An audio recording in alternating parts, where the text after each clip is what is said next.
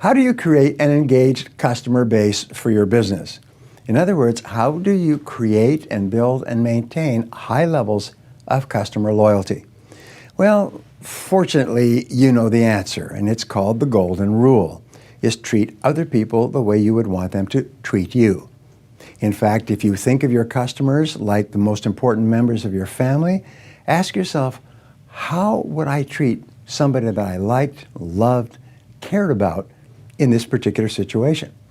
I was talking to a group of senior executives who were from a major billion-dollar company, and I asked them this question. I said, how would you approach your customers differently if you loved every single customer? And the senior executive burst out. He said, it would change our whole way of doing business. If we loved our customers, it would change the whole way of doing business.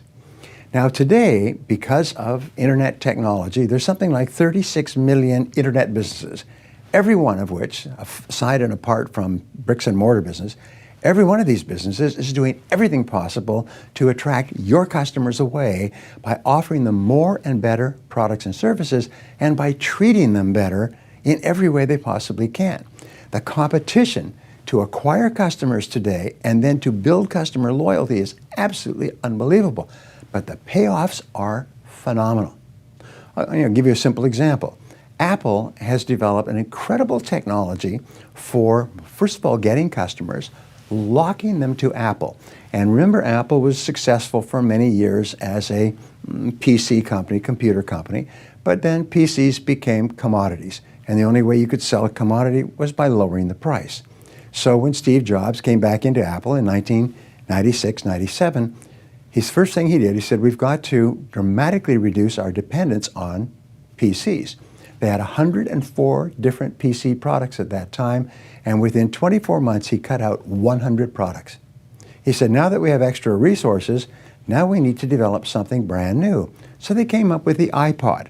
But remember, they weren't the first with the iPod. There was 2 or 3 other companies that had iPod-like devices. But what they came up with was the idea of ordering music one song at a time, and they created iTunes to make it possible. Then they went to the music industry and they entered into contracts so the music industry would provide them with the songs which people could buy on iTunes, and then they also made it possible for people to upload all of their music onto the iPod and carry it around with them. What was their motto? 1,500 songs, or I'm sorry, 1,000 songs in your pocket. Now, Gateway Computer was an equally competitive company and looked to be the runaway company, but Gateway treated its customers as if they were secondary. Gateway thought, hey, we're so good, we're so great, people will buy from us no matter what. Whereas Apple focused on attracting its customers and holding onto them into the iPhone, into the iPad, and then through all the additional technologies, which makes Apple the biggest and most profitable company in the history of the world. Now, Tesla is now doing the same thing with General Motors. We shall see how successful it was. Tesla says they're going to sell 500,000 cars per year by 2020. Last month, they sold 80 with their particular new technology and their idea of selling directly to the customer, rather than General Motors, who sells through dealerships who then service the cars. But Tesla is trying to build up a close one-to-one brand relationship with its customers, whereas General Motors deals second and third hand. Amazon is another different case in terms of customer loyalty. Amazon has got their system down so that they can actually deliver you a product the day after you order it, almost anywhere within North America, 2 or 3 days outside of North America. Brick and mortar stores, you go in and they often don't have the product. And they say, well, we don't have it, but we'll order it for you. And how long will it take? Not more than 2 or 3 weeks, and we can call you. I say, no, I can just go on my iPhone, I go click, click, click, and it'll almost be at home when I get there. One of the greatest customer service businesses, in my estimation, is Zappos.com. If you've never bought shoes from Zappos.com, I recommend that you try it. I buy all my shoes from Zappos, and everybody who's ever used them once does the same. Why? Is if you place an order with Zappos up until 5 o'clock in the afternoon, the shoes will be delivered the next morning, often before you can go to work. And not only that, they pay the delivery fees and they give you a return receipt paid If the shoes don't fit or you don't like them for any way, they take them back 100% at their expense and refund your money completely. Unbelievable. Every single company that is successful today does what Tony Hsieh of Zappos says: they deliver happiness.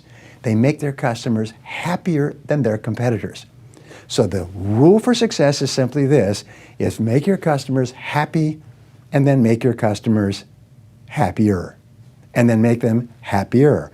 And recognize that every single one of your competitors has one goal in life, is to make their customers or your customers happier than they were and happier than you. Today, in business leadership, your job is to tell everybody that there's nothing more important than a happy customer, and that you will bend over backwards to do everything possible to make your customers happy. And if you do that from the beginning of the customer and product development process all the way to the end, then you're going to have a very successful business. Thanks for watching. So what is the one thing that you can do immediately to make your customers happier than anyone else? Whatever it is, do it immediately. Don't delay. Just do it right now. And leave a comment below. Tell us what you're going to do. And until next time, remember that only you are responsible for your success.